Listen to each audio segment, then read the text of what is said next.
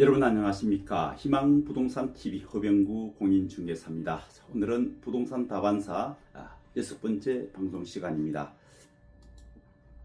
오늘은 제가 준비한 자료는요, 본인이 살던 집을 세를 놓고 이사갈 경우에 후처리에 대해서 한번 꼼꼼하게 살펴보겠습니다.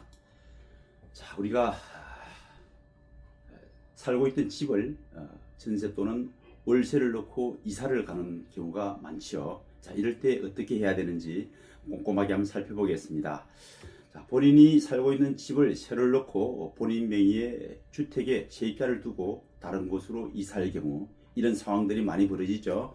또 전월세 신고는 의무화되었고 임대소득세 신고도 조건에 따라서 필수가 되었습니다. 특히 고가 주택이거나 월세 수령 시 과세 가능성이 높아졌습니다. 임대소득세와 전월세 신고 의무 상부분을 살펴보겠습니다. 전월세 신고 의무는 보증금과 월세를 환산해서 6천만 원 초과하면 무조건 신고를 해야 합니다. 계약일로부터 30일 이내 또는 주민센터 또는 정부 24시에서 인터넷으로 신고도 가능합니다. 임대소득세 신고 기준은요, 연 2,400만 원 이하라도 주택수와 공시가격에 따라서 과세 대상이 달라집니다. 고가주택, 즉 공시가 9억 원 초과하는 1주택자라도 과세 대상이 됩니다. 매년 5월 종합소득세 신고 부분도 있고요. 고가 월세 수령 시 절세 전략인데요. 후편에 가서 제가 Q&A를 준비했습니다. 조금 더 디테일하게 다룰 텐데요. 먼저 살펴봅니다. 임대사업자 등록 여부를 검토해야 됩니다. 예를 들어서 본인이 살고 있는 집을 월세를 최소한 500 또는 1000만 원 정도 월세를 받는 경우에 임대사업자로 등록해야 되는지 말아야 되는지 이런 부분들도 아주 중요한 포인트가 되겠죠. 두 번째, 비과세 요건 활용. 우리가 2년 거주, 2년 보유하고 팔면 일단 비과세 요건입니다. 이럴 때 세를 놓고 이사를 가는데 이 기간에 중복된다든지 또는 부족하다든지 이런 경우가 발생이 됩니다. 이럴 때 앞뒤를 잘 따져봐야 된다는 거죠. 세 번째, 배우자 지분을 분할. 예를 들어서 공시가격 9억 같으면 예를 들어서 공시가격 13억, 17억 정도가 되면 부부 공동으로 지분을 분할할 경우에 공시가격을 피해갈 수가 있겠죠. 네 번째, 고가주택일 경우에 월세보다는 전세 활용하는 것이 훨씬 더 좋다, 이런 내용입니다. 세무사와 사전 상담을 통해서 신고 기준을 정확히 이해하고 절세 구조를 세팅하는 것이 지혜로운 처방이다, 이렇게 말할 수 있습니다. 본인 살고 있던 집 세놓고 갈 경우 Q&A를 한번 준비했습니다. 본인 집에 세입자를 두고 본인은 전세로 이사가면 소득세 신고 대상인가요? 이렇게 질문입니다. 순수 전세, 올 전세는 임대소득 신고 대상이 아닙니다. 예외가 있습니다. 임대주택이 본인이 가지고 있는 주택이 임대주택이 3주택 이상이면서 전세 보증금 합계가 3억 원 초과일 경우, 이럴 때 간주 임대료라는 형식으로 소득세 과세가 될 수가 있습니다.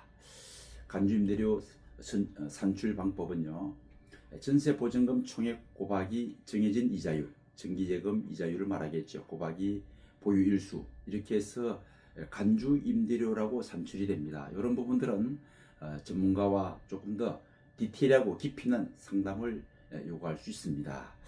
두 번째가 전세와 월세를 혼합해서 세를 놓는 경우 있죠. 일명 반전세라고 합니다. 보증금 1억에 월세 100만 원, 이게 반전세가 되겠죠.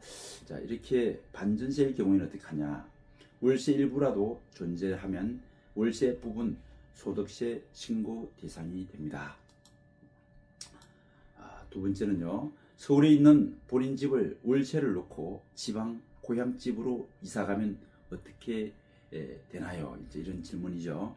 서울 집을 월세 놓았다면 그 월세 수입은 임대소득세 신고 대상입니다.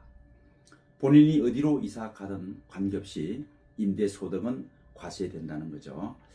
추후 비과세 받으려면 2년 이상 거주하고 2년 이상 보조하는 부분, 어떤 분들은 주소를 두고 전입신고를 임차인한테 전입신고를 거부하면서 본인 거주 요건을 채우는 분들이 지금도 간혹 있는데, 본인이 어떤 실제 거주, 우리나라 과세 원칙은 사실상 과세 원칙이기 때문에 본인이 증명할 수 있는 조건이 충분히 된다면 그렇게 해도 무난한데, 그렇지 않으면은 쉽지 않습니다.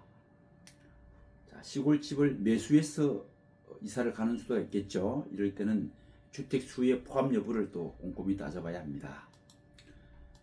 자, 세 번째는요, 2주택자인데 한 채는 공실이고 한 채에만 세를 줄 경우 임대소득 신고를 해야 하나요?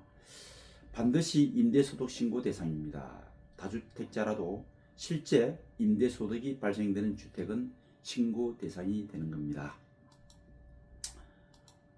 자, 네 번째는요, 월세 수입이 2천만 원, 연이겠죠. 월세 수입이 총 2천만 원이면 무조건 세금을 내야 하나요? 자, 세금 신고는 필수죠. 연간 수입액과 관계없이 신고는 무조건 해야 한다. 세금 납부는 조건부가 되겠습니다. 계산 결과에 따라서 세금이 발생될 수도 있고 발생되지 않을 수가 있습니다. 그래서 전문가와 상담을 하시면 되겠습니다. 신고를 하지 않게 되면 월세 수입이 발생했는데 신고를 하지 않게 되면 과태료 또는 가산세 부과가 될 수가 있습니다. 자, 다섯 번째, 본인이 1주택자이고 그 집이 공시가 9억 원 초과라면 월세 시 무조건 과세되나요? 이런 질문인데요. 주택 하나 있고 1주택 플러스 공시가 9억 이하, 9억 이하이면서 순수 전세를 놓을 경우에는 비과세가 되겠죠. 자, 1주택이면서 공시가가 9억 초과이고 월세를 놓는 경우에는 무조건 과세 대상이 됩니다. 자, 여섯 번째는요, 전세를 줄 경우에도 전월세 신고는 해야 하나요? 이런 질문인데요. 우리가 지금 전월세 신고가 의무화됐습니다. 전세든 월세든 무조건 신고를 해야 되고, 과세, 소위 말해서 임대소득에 따른 세금은 차후 문제가 되겠습니다. 보증금 6천만 원 이하, 월세 30만 원 이하는 신고에서 생략이 가능하나 그 외에는 모두가 전월세 신고 의무 대상이 되는 거죠. 전월세 계약이 아닌 단기 임대라든가 사용대차 등은 신고에서 제외되고 있습니다. 자, 일곱 번째, 분리과세와 종합과세. 물론 이거는 세법 영역인데요. 간단하게 한번 살펴봅니다. 자, 분리과세가 있고 종합과세가 있는데 적용 대상은요, 주택 임대 소득이 연 2천만 원 이하시, 우리가 이제 분리과세하면 유리한 것이 단일 세율을 적용한다는 것입니다. 반면에 종합과세는요, 모든 임대 소득을 대상으로 가능하고 누진 세율이 적용됩니다. 6%에서 45%까지 적용이 되죠. 기본공제 이런 부분. 자, 분리과세를 선택하게 되면 합산하지 않는다는 거죠. 독립적 과세가 된다는 거죠. 종합과세는 그야말로 합산이 되는 부분이고요. 자, 장점과 단점도 있습니다. 소득이 적은 사람에게 유리하다. 소위 말해서 이런저런 소득이 많은 분들에게는 종합과세가 유리하고, 소득이 적은 사람에게 분리과세가 유리하다. 다른 소득이 적고 임대소득이 많을 경우에 종합과세가 유리하다. 임대소득이 많은 분들은 필요경비라든가 이런 기타 비용을 차감할 수 있는 부분도 있죠. 자, 여덟 번째, 집이 공동명의일 경우에 임대소득은 어떻게 나눠서 신고하나요? 지분 비율대로 나눠서 신고하는 것입니다. 자, 등기부등본상의 지분 비율대로, 예를 들어서 5대5라든지 6대4라든지 7대3, 등기부등본상의 지분 비율대로 자신의 지분에 해당되는 소득만 신고하면 되는 것이죠. 부부가 만약 5대5 지분으로 공동명의 주택을 한 채 보유하고 있을 경우에 연 2,400만 원 월세 수입이 발생됐을 때 각각의 명의자는 연 2천만 원 이하이므로 각각 2,400만 원을 나누기 때문에 1,200이 되겠죠. 이럴 때는 각각의 명의자는 연 2천만 원 이하이므로 분류과세 선택이 가능하다. 기본공제 400만 원, 필요경비 적용 후 세액을 결정하는 구조가 되겠죠. 자, 아홉 번째, 전세와 월세를 섞은 반전세 형태일 경우에 신고 기준은 어떻게 적용되나요? 이런 부분 조금 헷갈릴 수가 있습니다. 자, 전세 또는 월세 또는 반전세인데 전월세 신고는 어떻게 할 거냐? 자, 전세든 월세든 반전세든 모두가 신고 대상이 됩니다. 자, 임대소득세 과세는요, 전세, 앞번에 말씀드린 것처럼 올 전세일 경우에는 임대소득세 과세 대상이 아니죠. 그죠? 자, 월세는 무조건 과세 대상이 됩니다. 반전세는 어떨까요? 월세 부분만 과세 대상이라는 거죠. 전세는 제외하고 월세가 10만 원이 됐든 100만 원이 됐든 월세 부분만 과세 대상이 된다. 물론 세금은 계산을 해봐야 되는 것입니다. 반전세도 전월세 신고제 및 임대소득세 신고 대상이다. 소득세는 월세 부분에 대해서만 과세된다. 이런 내용입니다.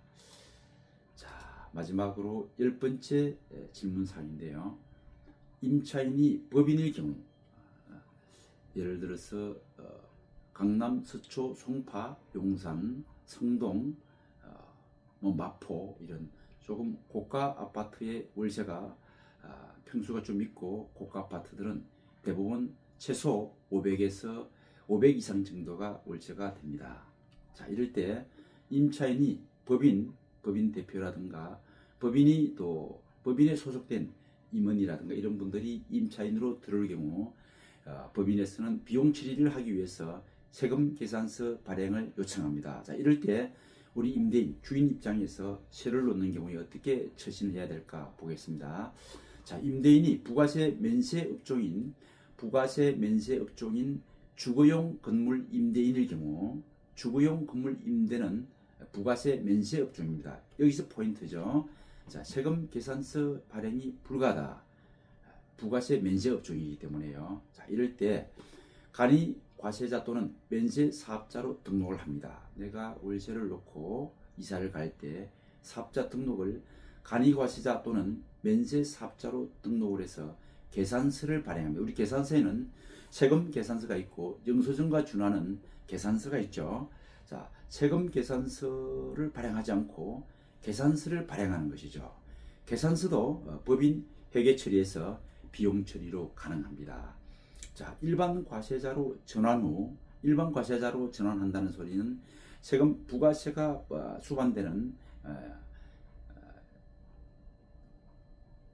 부가세를 임대료로 추가로 청구해야 되는 이런 번거로움이 있습니다. 또 과세 사업자로 전환되는 순간 종합과세라든가 복잡한 부가세 신고 의무가 발생이 되죠. 현실적으로 일반인들은 부담이 클 수밖에 없습니다. 자, 이럴 때 법인이 월세를 부담하는 구조에서는 계산서 발행, 세금 계산서가 아니죠. 계산서 발행으로 합의를 하고 처리하는 것이 가장 현명하다. 이럴 때 계약서에 도장 찍기 전에 임차인 쪽에서 회계 담당 파트에 계산서 발행으로 비용 처리가 되는지를 확인하고 컨펌을 받고 계산서 발행도 비용 처리한다는 하는데 전혀 문제가 없다라고 컨펌을 받게 되면 우리 임대인, 즉 주인 쪽에서는 간이과세자 또는 면세 사업자로 등록을 해서 월세 받는 건에 대해서 계산서를 발행하면 된다, 이런 얘기입니다. 자, 오늘 부동산 다반사 코너에서는 우리가 일상에서 많이 일어나는 일들인데요. 이번 기회에 잘 정리하셔서 계약을 진행하는데 도움이 됐으면 좋겠습니다. 끝까지 시청해 주신 여러분 고맙습니다. 감사합니다.